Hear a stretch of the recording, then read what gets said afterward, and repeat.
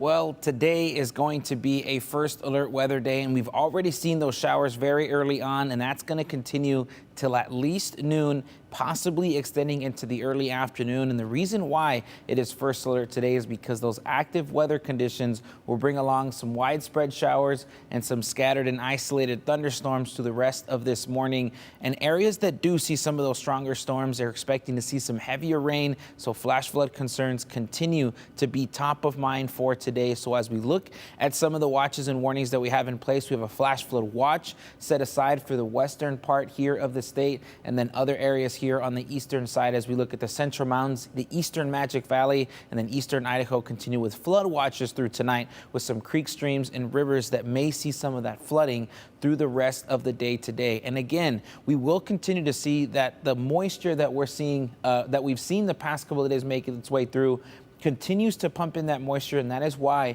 we see those showers, and it's become a lot more widespread to this morning, and we've seen some events get canceled, and could also see that it impacts your commute through the rest of this morning. So as we look at this future cast and continue to play it forward to at least towards 3 o'clock, we'll start to see that some areas here in the Treasure Valley will start to see less of those showers, and that continues in areas through the mountains and continues to move its way on up into the north and through the Magic Valley. So we expect that to stick around through this evening, but as we look on ahead through tonight and into Thursday, we start to see that less and less of those chances come along, and probably not till tomorrow afternoon that we see most likely the higher elevation areas that'll continue to see some of those thunderstorm chances. Tomorrow looks pretty good, at least through the rest of the afternoon. Much drier conditions as we get on into Friday, with temperatures climbing back up to seasonal temperatures. And then we look on Saturday, Sunday, and into Monday for Labor Day weekend. We see those temperatures back up into the 90s with a lot more sunshine and drier conditions. But as we look on ahead and take a look at our traffic conditions for this morning,